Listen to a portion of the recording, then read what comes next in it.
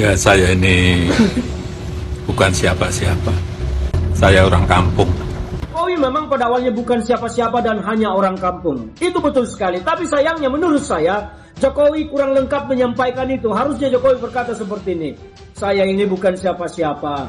Saya hanya orang kampung yang telah mengacak-acak konstitusi Indonesia. Saya hanya orang kampung yang telah membuat kebijakan yang membuat Indonesia menjadi kacau seperti sekarang. Saya hanya orang kampung yang membangun istana di IKN untuk kepuasan pribadi saya. Saya orang kampung yang telah membawa Indonesia ke jebakan hutang yang cukup dalam. Saya orang kampung yang punya ambisi haus berkuasa. Saya orang kampung yang tidak puas berkuasa. Saya orang kampung yang ingin berkuasa lagi. Saya orang kampung dan bukan siapa-siapa. Tetapi saya mampu membuat Indonesia kacau balau seperti sekarang karena kebijakan saya. Nah, itu harusnya Jokowi berkata seperti itu. Itu baru benar. Kasih tahu semua itu terumul itu. Jokowi jadi presiden karena saya. Ketika Yusuf Kala bicara, pesannya jelas. Saya yang membawa Jokowi ke Jakarta. Nah, ini soal peran, soal siapa yang membuka jalan. Terus Jokowi menjawab, saya orang kampung, saya orang biasa. Terdengar sederhana. Ini tulus atau bentuk halus dari playing victim ala Jokowi. Karena di dalam politik narasi bukan sekedar kata, tapi alat untuk mengarahkan emosi. Yang satu bicara kontribusi dan satunya lagi membangun simpati. Dan di titik ini publik harus lebih dari sekedar merasa. Jangan mudah terbuai dengan narasi sederhana. Karena di dalam politik, bahkan kerendahan hati pun bisa menjadi strategi. Dan publik yang lengah seringkali tidak sadar sedang diarahkan. Ketika klaim kontribusi bertemu dengan narasi kesederhanaan, publik tidak lagi hanya melihat fakta, tetapi dibawa masuk ke arena pertarungan persepsi dalam politik modern. Lucu ya, biasanya kalau seorang presiden sudah turun jabatan, dia pelan-pelan dilupakan. Tapi ini beda. Jokowi bukan dilupakan, justru makin ramai dibicarakan. Mengapa? Karena publik merasa ceritanya belum selesai. Bayangkan ada isu ijazah yang bagi sebagian orang dianggap janggal. Lalu ada drama konstitusi, aturan yang tiba-tiba terasa lentur. Dan semua itu terjadi bukan di pinggiran kekuasaan, tapi di pusatnya. Publik itu mungkin sabar, tapi bukan berarti lupa. Dan sekarang setelah kekuasaan itu tidak lagi di tangan, orang mulai berani bicara lebih keras. Yang dulu bisik-bisik, sekarang teriak. Yang dulu ragu-ragu, sekarang yakin. Mengapa?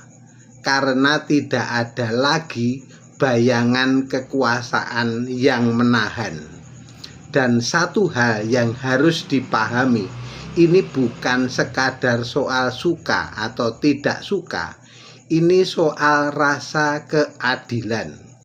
Pernyataan Jokowi yang menyebut dirinya bukan siapa-siapa dan hanya orang kampung saat menanggapi klaim Yusuf Kala adalah potret yang sempurna dari sebuah strategi politik yang tak pernah lekang oleh waktu.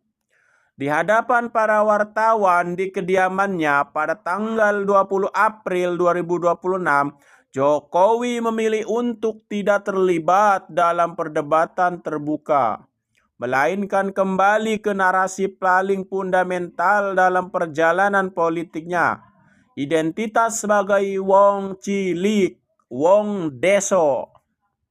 Tanggapan ini bukanlah respon spontan. Ia adalah puncak gunung es dari sebuah strategi komunikasi politik yang dibangun selama lebih dari 1 dekade. Nah, sejak awal, Jokowi tidak pernah membangun citra sebagai pemimpin besar atau intelektual. Tapi sebaliknya, dia justru membangun kekuatan dari posisi yang tampak paling lemah, yaitu sebagai orang biasa, wong deso. Dari belusukan hingga penggunaan bahasa sederhana, Jokowi telah membentuk pola komunikasi yang menghadirkan pemimpin sebagai bagian dari rakyat, bukan di atasnya. Pernyataan "saya orang kampung" adalah operasionalisasi sempurna dari teori ini.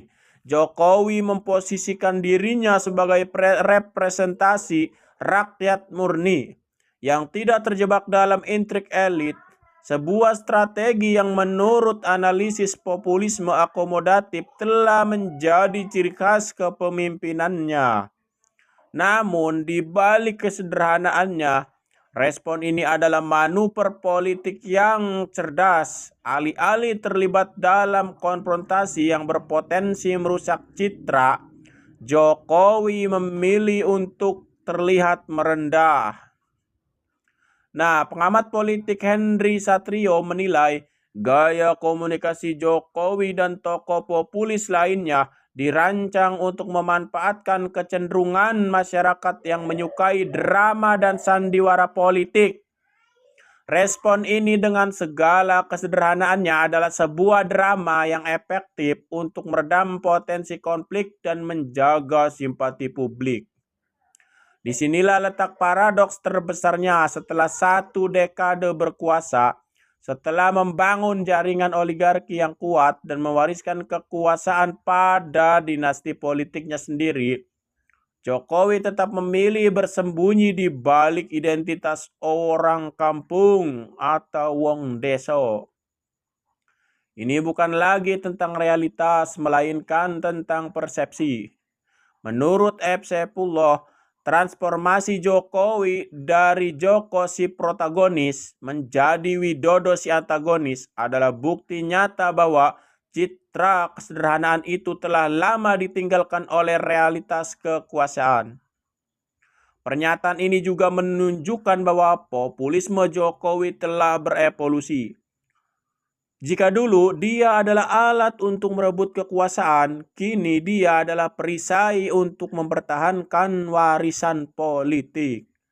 Dengan kembali ke narasi orang kampung, Jokowi seolah ingin menegaskan bahwa apapun pencapaian dan kontroversinya, dia tetaplah salah satu dari kita, wong deso.